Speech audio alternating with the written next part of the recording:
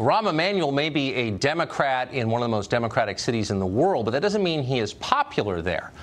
The city of Chicago is falling apart in a lot of ways. You may have read it is deeply in debt, over $50 billion in debt. There were 650 murders there last year. Most of the schools are genuinely terrible. You would not send your own kids under any circumstances. So not surprisingly, polls of Chicago voters from last year showed Rahm Emanuel's approval rating at about 25%. And with numbers like that, there is no chance he will be reelected next year. But like a lot of unpopular Democrats, Rahm Emanuel has a plan to keep himself in power. If he can't win over existing voters, and he hasn't been able to, he can create new ones. Chicago is rolling out a new government ID card called City Key. A few months ago, Emanuel explained that City Key is intended to bring illegal immigrants, quote, out of the shadows. City Key is designed to thwart federal law enforcement. The cards don't store personal information. ICE can't use them to enforce federal law, and that's intentional.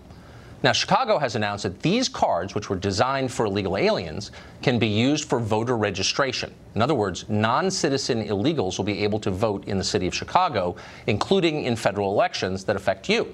Now, that's illegal. Congress passed a law against it. It's explicitly illegal, and yet the city is encouraging it. When a reporter asked Alderman Gilbert Villegas about this all, he made it clear he didn't care. Quote, "There's nothing stopping someone from getting a fake ID now and going to try to vote," he said. And that's true, of course, but there is a significant difference between ignoring voter fraud, which is wrong, and abetting it, which is horrifying. Authorities in Chicago want ineligible voters to vote. Now, why would they want that? As the Chicago Tribune pointed out, it's pretty simple. Rahm Emanuel wants to get reelected. If it takes illegals to do so, fine, whatever it takes. We contacted the mayor's office for comment today about this. They did not even bother to respond. The Justice Department, for some reason, doesn't seem to be doing anything about any of this. And it's not just happening in the city of Chicago. In the state of California, illegal immigrants get driver's licenses, hundreds and hundreds of thousands of them, and they can use those to register to vote, and some doubtless do. In the state of Maryland, some towns are trying to legalize voting for illegal immigrants. How long until that's a Democratic Party platform plank? Chicago Alderman Amaya Pawar sponsored the bill creating the new IDs, and he joins us tonight. Mr. Alderman, thanks for coming on. Thank you for having me. So do you support non-citizens voting? I think there's a misunderstanding of what the City Key is. It is a library card. It's access to our mass transit. It is a municipal ID that gives people who are exiting homelessness the opportunity to present an ID where a driver's license or a state ID might be too expensive. And it also is available to our undocumented neighbors. But let me be also clear. In order for someone to register to vote, they would have to sign an affidavit and present a birth certificate, a passport, a social security card, and potentially this. So you'd still need a second form of ID.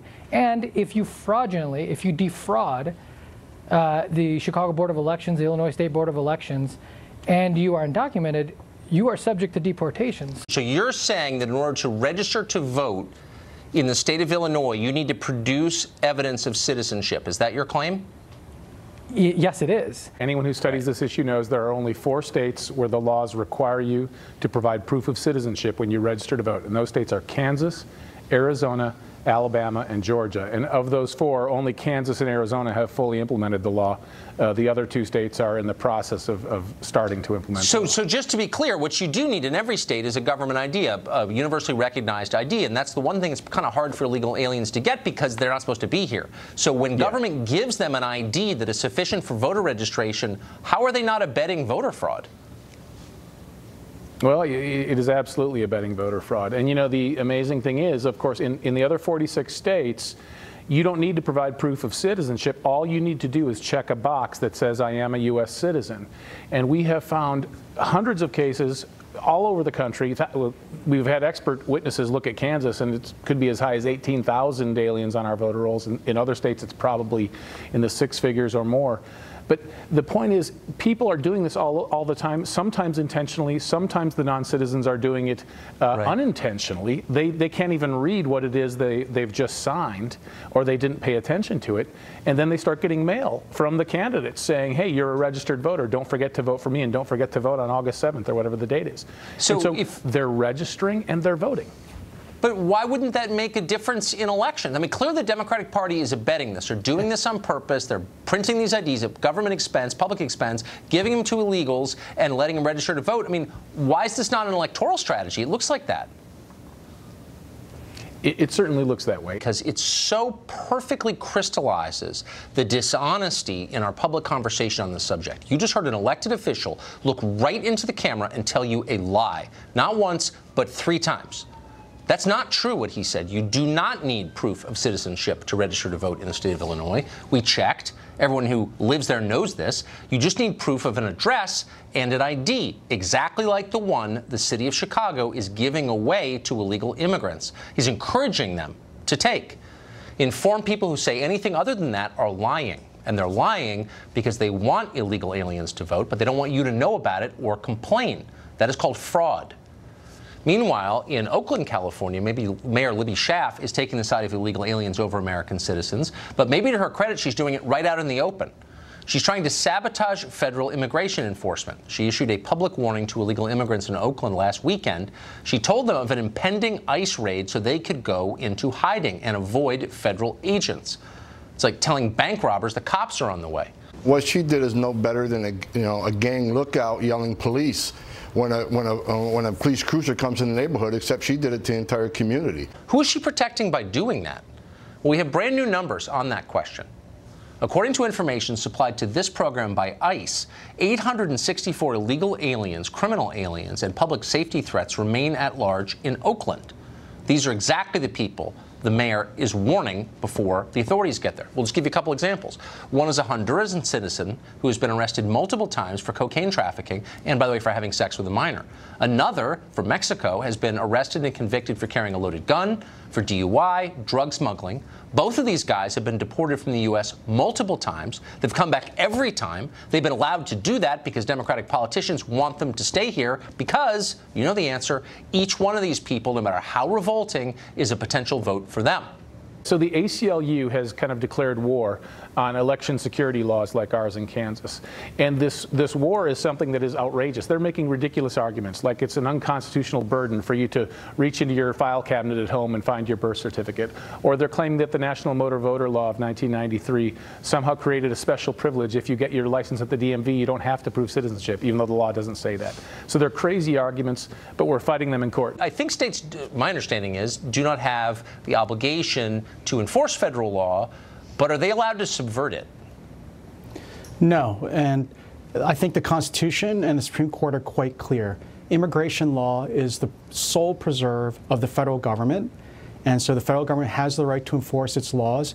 The federal government can't commandeer or compel state officers to help them, but state officers cannot impede or obstruct federal law. How long until some federal judge in, I don't know, Hawaii declares that preventing illegal aliens from voting is racist and demands they get the vote immediately nationwide?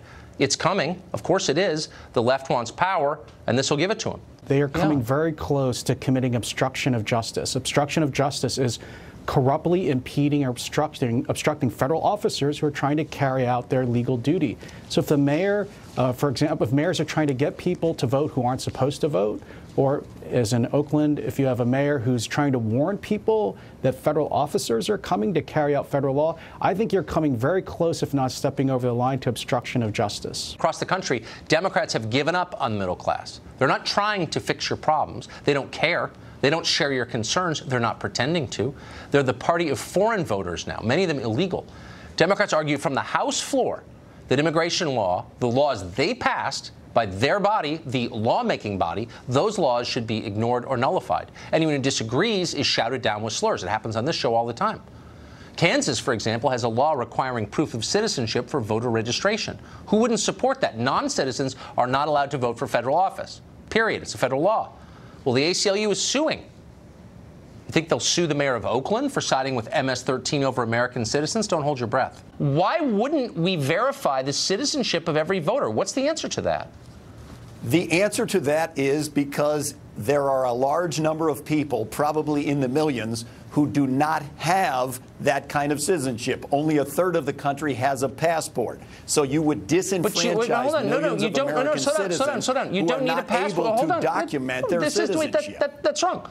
A third of the country That isn't almost no. Those numbers are wrong. I mean, I do this for a living. I know that you're wrong. 35% of America has a passport. There are 110 but it's not about million passports. Hold on. It's not about passports. You can also bring a birth certificate. And if you don't have one, we can get you one. If you took the money that we spent on the city card ID and applied it to the people who don't have birth certificates and got them birth certificates. Tucker, the city card ID is a subway card and allows you to check out library books. It does not give you the right to register to vote if you're not a citizen. That's not correct. It allows you to. It does not.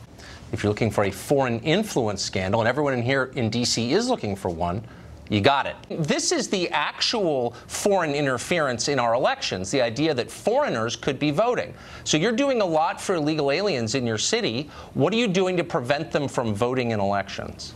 So let's also be clear. There's one, evidence that the Russians' foreign influence has meddled in our elections. Well, there's more evidence that foreigners are voting in our elections. So what are you doing about it if you care about foreign interference?